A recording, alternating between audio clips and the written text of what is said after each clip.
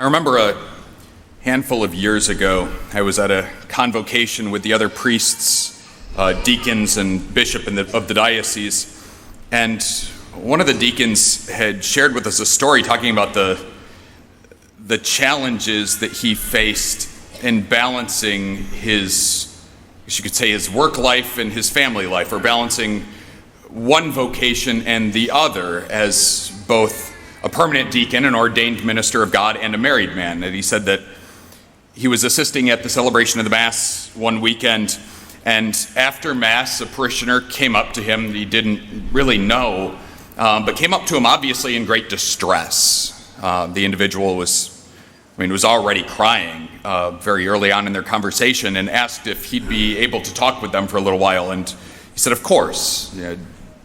Set aside some time, and as the church cleared out somewhat, sat and met with this parishioner, and 30 or 40 minutes pass, and he finishes up with them and goes to his car in the parking lot where his wife is waiting. And he sees his wife sitting in the passenger seat of the car, and she just looks at him, and clearly frustrated that she has just been left sitting in a car by herself for 30 or 40 minutes. And she says, just once, I would like to take priority over any random parishioner that comes up and asks you for your time.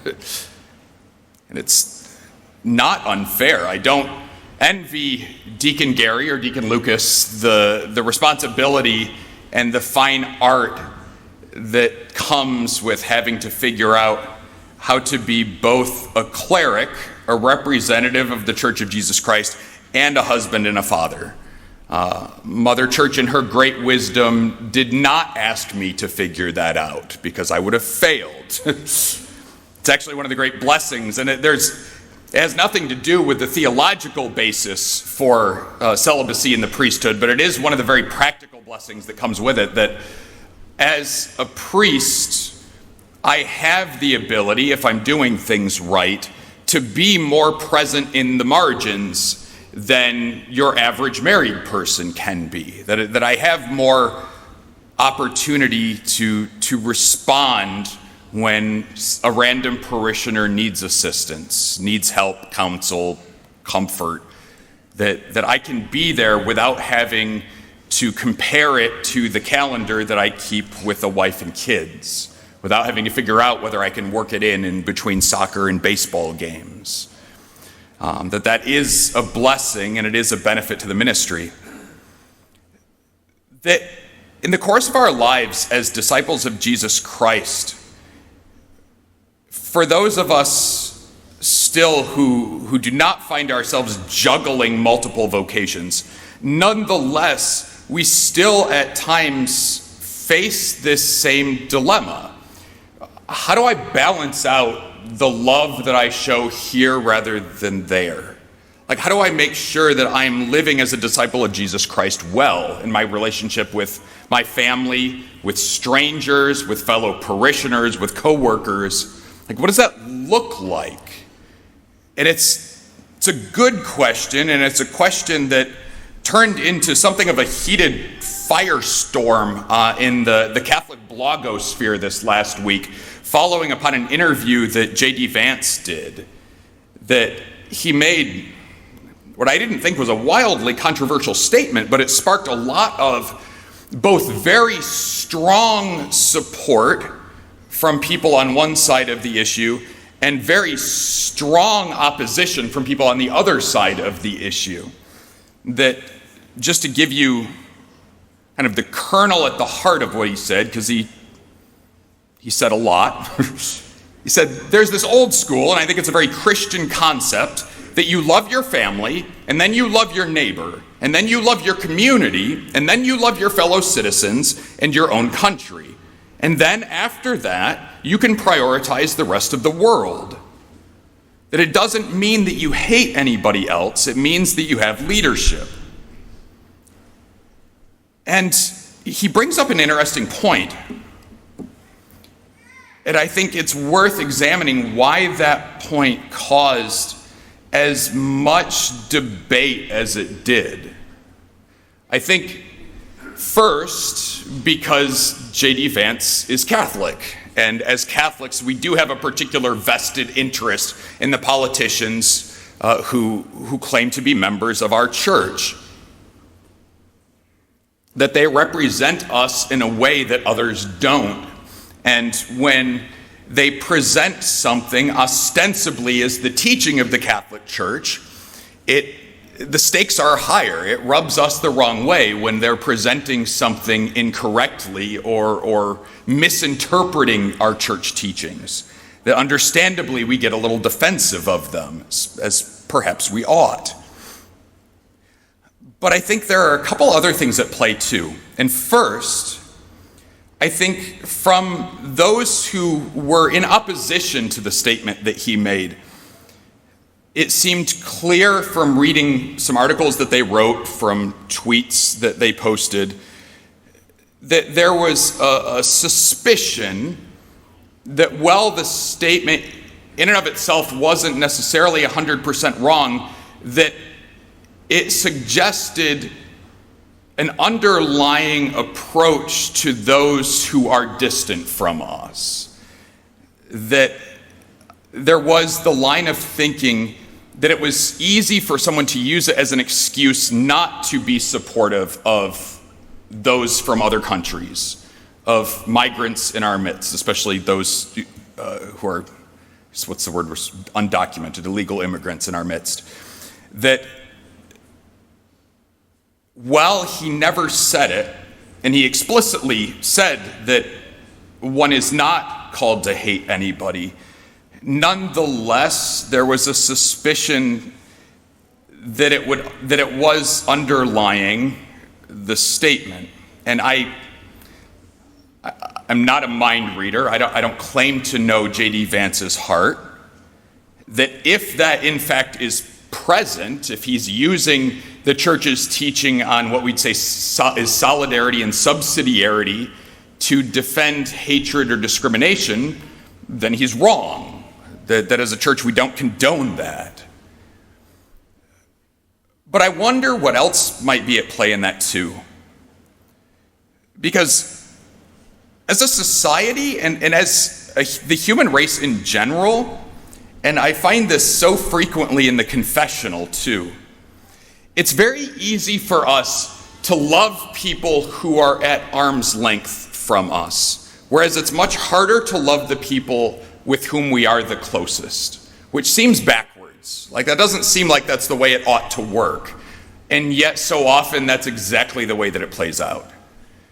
That it's very easy for me to love somebody that I don't see, that has no personality that can grate on my own, and that I can presume is deeply charitable when I compare that to my own family members, whose personalities might drive me up a wall, who might be profoundly ungrateful for the love that I show them, and who in fact might frustrate the living daylights out of me, and whose needs never seem to end.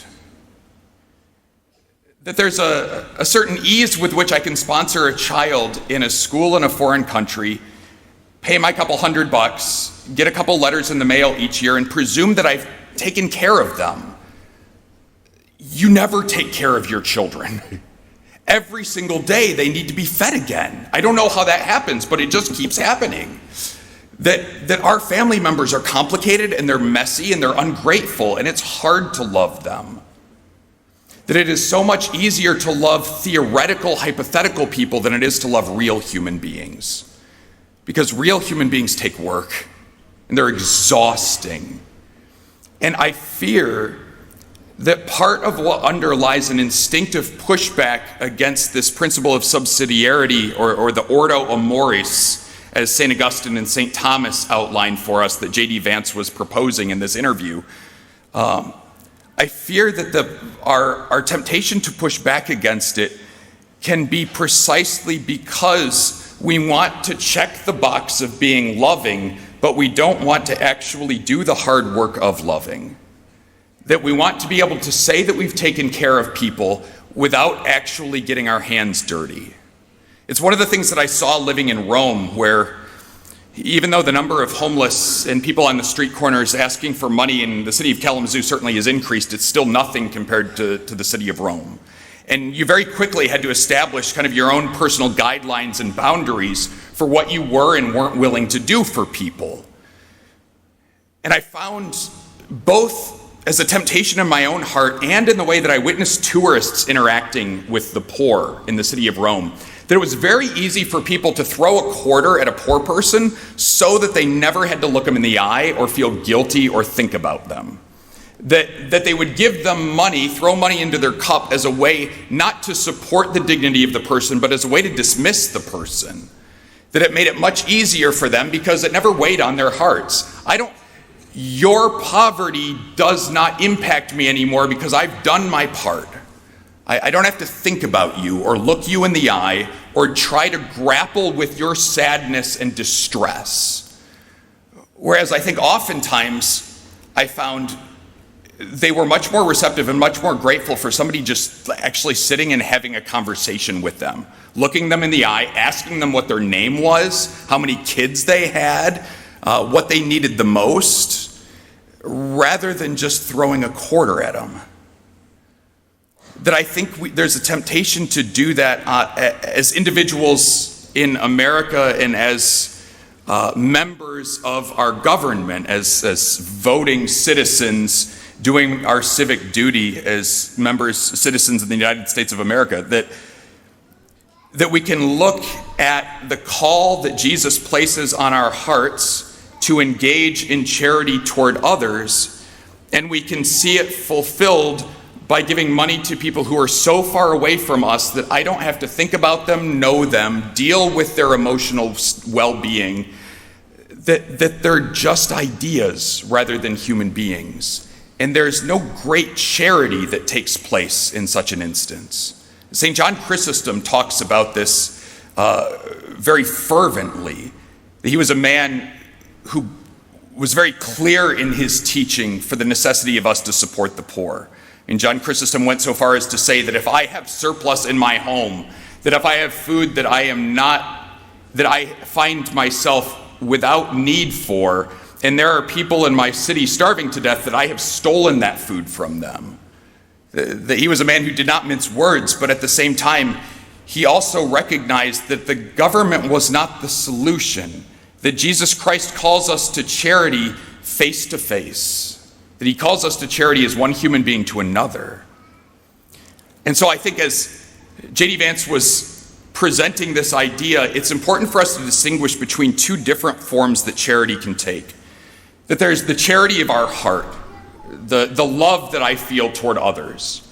That's a love that is not limited by resources, and that is a love that I do not have the luxury to withhold from anyone on the face of the earth. Jesus Christ has made it very clear that we are called to love all of those that he places in our path. And so if I find myself wrestling with racism or xenophobia, I have to bring that to the Lord and ask him to heal my heart of that. Because charity of the heart is something that knows no boundaries. But charity of the hands, that is something that only goes so far. You and I do not have the resources to support every human being on the face of the earth. We can't. We don't have the time, the money, the food. And so, as Catholics, the principle of subsidiarity teaches us that we are called, and oftentimes it is most efficient to support those who are closest to us first. That I know better than anybody else what my family members need.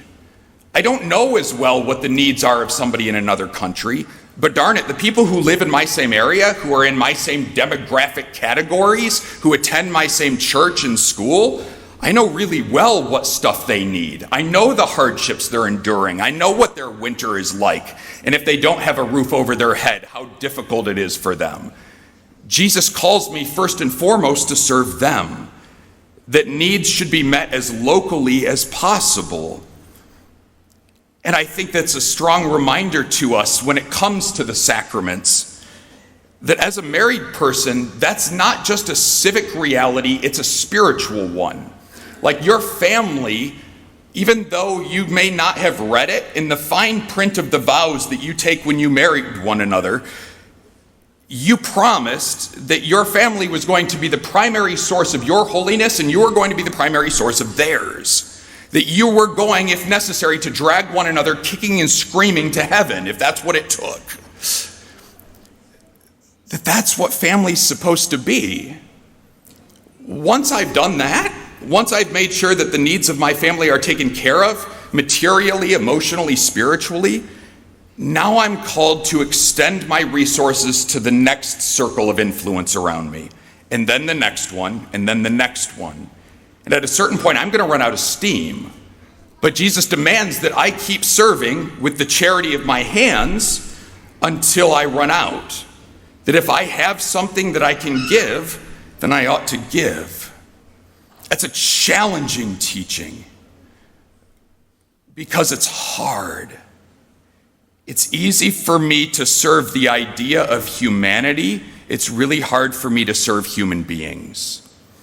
And we see this pulled out at multiple places in the New Testament. Jesus criticizes the Pharisees for giving all of their money to the temple so that they don't have to support their family. That he says, you call this korban, set apart for God, when really you're disregarding the duty that God has given you to support your immediate family members. You have done no service to God, and he is not pleased. Again, St. Paul in his letter to Timothy advises him about people in the community that he's heard aren't supporting their family members in need. And he says they are worse than unbelievers, and they ought rightly to be condemned for that.